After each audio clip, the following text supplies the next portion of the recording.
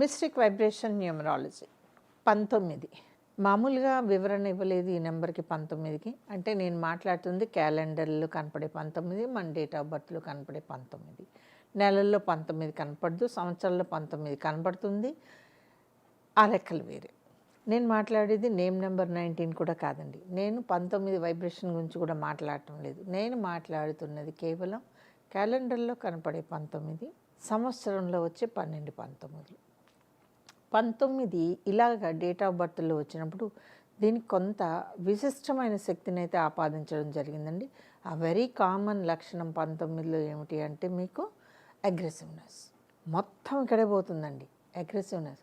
విశ్వామిత్రుడికి ఎంత కోపం ఉందో ఆయన మనం ప్రత్యక్షంగా చూసామో లేదో కానీ వీళ్ళని చూస్తే మాత్రం ఆటోమేటిక్గా కంపారిజన్ చేసేస్తాము. విశ్వామిత్రుడు ఎందుకు కోపం వస్తుందో, ఎందుకు అగ్నిహోత్రావధానుల్లాగా మండిపడిపోతుంటారో అస్సలు అర్థం కాదండి. వాళ్ళ దృష్టిలో ఏది తప్పు ఏది కరెక్టో తెలియదు. ఊ అంటే తప్పు, ఊహు అంటే తప్పు, ఏమన్నా తప్పు, వేగడం కష్టం 19తో. ఇది జనరల్గా చాలామంది అంటారు. 19లో ఒక హస్బెండ్ ఉన్నాడు అంటే ఆ వైఫ్ పని అయిపోయినట్టే. 19లో భార్య ఉంది అంటే పాపం ఆ భర్త ఇంకా హిమాలయాలకి ఇక్కడి నుంచి మొదలెడితే ఎన్ని రోజులకి వెళ్తాను అని వెతుక్కుంటూనే ఉంటాడు.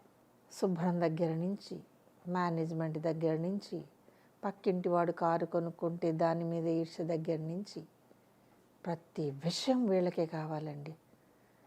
వేగిపోతారు, మనసుతోటి వేగి వేగి వేగి హార్డ్ సబ్జెక్ట్స్ లాగా తయారై ఉంటారు 19లో పుట్టిన వాళ్ళు.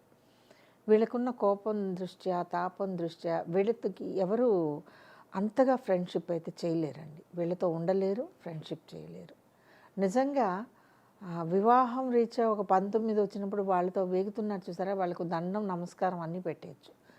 వాళ్ళ ఓపిక అలాంటిది. మరి విపరీతమైన డిసిప్లైన్ అండి. మిలిటరీ డిసిప్లైన్కి వీళ్ళు కేర్ ఆఫ్ అడ్రస్లు. హిట్లర్లు మామూలుగా కాదండి.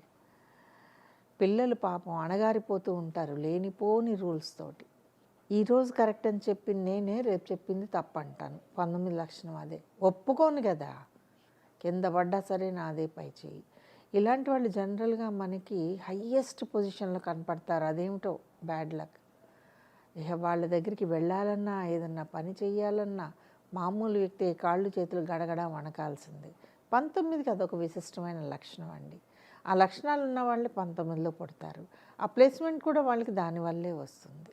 మరి నెంబర్ కాంబినేషన్ అంటారు, మరి ఇంకేమంటారో కానివ్వండి. ఆర్భాటం, ఐశ్వర్యం, డాబు, దర్పం, డాంబికం అన్నీ వాళ్ళకు ఉంటాయి. ఓ మంచి సెంట్రల్ గవర్నమెంట్ పోస్ట్లో ఉంటాడండి 19, ఇంకే చూసుకోండి, మామూలుగా ఉండదన్నమాట. అదొక ఏలుబడి, అదో అరాచకం, ఇంకేం చెప్పలేమండి మనం. ఇలాంటి వాళ్ళు తమ కోపాన్ని కాస్త కంట్రోల్ చేసుకోగలిగితే, చేసుకోగలిగితే అట్లీస్ట్ పర్సనల్ లైఫ్లో వాళ్ళకంటూ మిగలటానికి మనుషులు ఎవరైనా అవకాశం ఉంటుంది. లేకపోతే భార్య, పిల్లలు అందరూ కూడా మనకెందుకు, అరిస్తే అరిచాళ్లే అని దూరం పెట్టడానికి అవకాశం ఉంటుంది. బయట ఏ టెన్షన్ వచ్చినా అది ఇంట్లో మాత్రం చూపించేస్తుంది 19. చెప్పాను కదండి, భగ మండేటటువంటి ఒక ఫర్నేస్ దగ్గర ఉంటే మనకి ఎలా ఫీల్ అవుతామో, ఇంట్లో 19 ఉంటే ఇంతే సంగతులు. వాళ్ళు చిన్నప్పటి నుంచి ఆ లక్షణాలు చూపిస్తూనే ఉంటారు. బహుశా ఈ లక్షణం వల్లే వాళ్ళకి ఆ సక్సెస్ అనేది అందుతూ ఉంటుందండి. మిగిలిన వాళ్ళతో పోలిస్తే వీళ్ళు చాలా డిఫరెంట్గా ఉంటారు. ఆటోమేటిక్గా మిగిలిన వాళ్ళందరూ వీళ్ళకి భయపడుతూ ఉంటే వీళ్ళ పొజిషన్ ఎక్కడ ఉంటుంది చెప్పండి, అది టాప్లో ఉంటుంది. అర్థమైంది కదండి. హిట్లరు ఇంకా చెప్పాలి అంటే, మా నాన్న హిట్లర్ అంటారు చూసారా, 19లో ఫాదర్ని హిట్లర్ అంటాం. మా అమ్మ మాటకి ఎదురు చెప్పలేమని పిల్లలు అంటుంటారు. అమ్మ హిట్లరే. 19 సంతానంలో ఉంటే పేరెంట్స్కి రోజు దినదిన గండం, నరకమే. ఇంకా వాళ్ళు అడగటానికి కానీ కోరికలు కానీ దేనికి అండి, ఓ పట్టాన్ని విడిచిపెట్టని మొండి గనులు అన్నమాట వీళ్ళు. కానీ భగవంతుడు చూసారు వీళ్ళకే సక్సెస్ ఇస్తున్నాడు.